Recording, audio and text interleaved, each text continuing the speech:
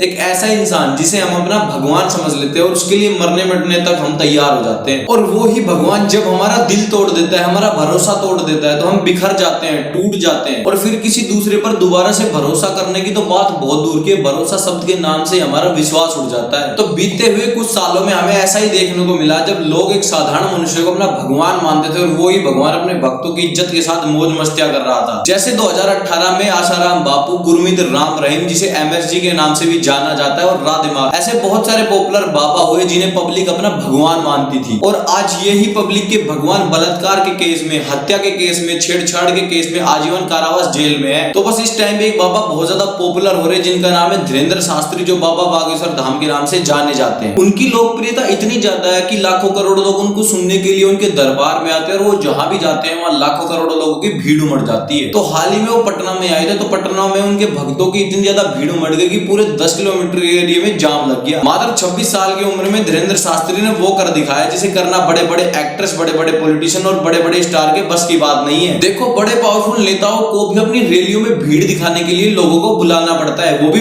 पैसे देकर। और वहीं बड़े एक्ट्रेस को भी जहां शो करने के लिए जाते हैं उससे 1-2 दिन पहले अपने फैंस को पूरी डिटेल और पूरी इंफॉर्मेशन देते हैं कि अधिक से अधिक संख्या में वहां लोग पहुंच सके। लेकिन वहीं बागेश्वर धाम के बाबा धीरेंद्र शास्त्री कहते हैं कि आप ये कथा अपने घर पर, अपने टीवी पर देखें, क्योंकि यहाँ पर हम और ज्यादा भीड़ को एक्सेप्ट नहीं कर पाएंगे, कंट्रोल नहीं कर पाएंगे। तो आप इससे अंदाजा लगा सकते हैं कि बाबा बागेश्वर धाम के धीरेंद्र शास्त्री की पॉपुलरिटी कितनी ज्यादा है। जहां एक तरफ बड़े बड़े नेता और एक्टर्स को अपील करनी पड़ती है भीड़ को बुलाने के लिए, वहीं बागेश्वर धाम के बाबा अपील करते हैं कि कृपया ये कथा आप अपने घर पे ही सुने। तो इस टाइम बाबा बागेश्वर धाम के धीरेंद्र शास्त्री लोगों के दिल और दिमाग में छाए हुए, और लोग उन्हें अपना भगवान मानते हैं। और वहीं कुछ लोग धीरेंद्र शास्त्री को एक पाखंडी, ढोंगी, मायावी और धोखेबाज भी बोलते हैं। अब ये बाबा एक संत है, मायावी है, चमत्कारी है, या फिर ढोंगी या पाखंडी? तो इस बात को क्लियर करने के लिए पत्रकार गए थे, तो धीरेंद्र शास्त्री ने पहले पर्चा तैयार करके पत्रकार से कहा कि आप जिसको भी बुलाएंगे ये पर्चा उसी का होगा। मतलब पर्चा पहले से तैयार है, और फिर लाखों करोड़ों की भीड़ में से किसी इंसान को खोजा जाता है जिसका पर्चा पहले ही तैयार है। और जब करोड़ों की भीड़ में से पत्रकार किसी एक शख्स को निकाल कर लाते, तो वो शख्स मानते कि जो भी पर्चे में लिखे हैं वो सारे सवाल वो बाबा से पूछना चाहती थी। और फिर उस चमत्कार को देखकर वो शख्स बाबा की मुरीद हो जाती है और बाबा का नाम जपने लगती है। और ये कोई साधारण बात तो है नहीं कि आपके दिल में जो भी सवाल होते हैं वो बाबा पहले लिख देते हैं पर्चे में। और ये ही नहीं, आप बहुत सारे ऐसे लाखों चमत्कार देख सकते हो बाबा बागेश्वर धाम के। तो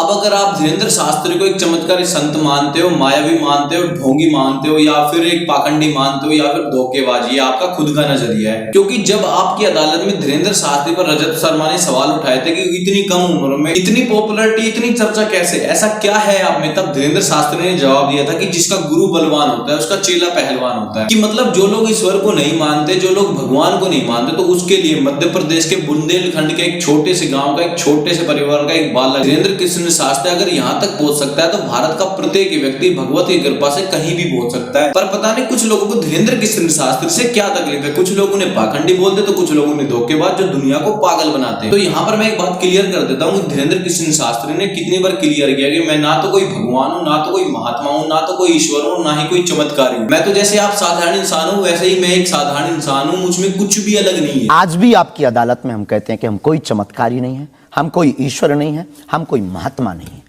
हम एक आम इंसान है। देखो, वो इंसान जो लाखों करोड़ों लोगों के लिए भगवान है, वो इंसान सिर्फ अपने आप को एक साधारण इंसान मानता है। फिर भी पता नहीं कुछ लोगों को इनसे क्या दिक्कत है, क्या प्रॉब्लम है भाया। पर तुम्हारी दिक्कत का तो मुझे पता नहीं, पर लाखों पब्लिक इनके ऊपर भरोसा करती है और इनके दरबार में जाती है। और इनके दरबार में जाने से अगर किसी को नई जिंदगी मिलती है, नई किरण मिलती है, नई उम्मीद मिलती है, नई आशा मिलती है, तो पब्लिक इन पर तो भरोसा करेगी ना। और इनके बताए गए उपाय से अगर किसी का जीवन बदलता है, तो पब्लिक उस विश्वास को चमत्कार समझ लेती है। और ऐसा ही डॉक्टर के साथ भी होता है। जब हम बीमार होते हैं तो हमें विश्वास होता है कि हम डॉक्टर के पास जाएंगे तो सही हो जाए, और उसी विश्वास के साथ जब हम डॉक्टर के पास जाते हैं और बिल्कुल सही हो जाते हैं, तो डॉक्टर को पाखंडी या धोखेबाज बोलना सही है क्या? पर ऐसा ही क्यों धीरेंद्र कृष्ण शास्त्री के साथ हो रहा है? जब लोग निराश होकर, परेशान होकर बाबा बागेश्वर धाम जाते हैं, बड़ी आशा लेकर, बड़ी उम्मीद लेकर, तो उसी आशा और उसी भरोसे के साथ जब धीरेंद्र कृष्ण शास्त्री लोगों को उनके दुखों के बारे में बताकर उनके दुख को कम करते हैं, तो लोग उन पर भरोसा करते हैं, उनकी टूटी हुई आशा जिंदा हो जाती है। और वो डॉक्टर वाला भरोसा यहीं पर ही तो है। और हमारी जिंदगी भरोसे के सहारे ही तो चलती है। और हमारी जिंदगी में अगर किसी की बात मानने से हमारी जिंदगी में अच्छा बदलाव आता है, तो फिर धीरेंद्र कृष्ण शास्त्री गलत कैसे हुए? क्योंकि वो भी तो पब्लिक को एक नई उम्मीद देते हैं, एक आशा देते हैं, किरण देते हैं, एक भरोसा देते हैं, जिससे पब्लिक का जीवन बदलता है। तो अब आप लोग मुझे कमेंट करके बताओ कि आप धीरेन्द्र कृष्ण शास्त्री को क्या समझते हो। और अगर ये वीडियो अच्छी लगी तो वीडियो को लाइक करना, शेयर करना, कमेंट करना। फिर मिलते हैं कल नई वीडियो में, तब तक के लिए बाय बाय। मस्त रहिए, स्वस्थ रहिए।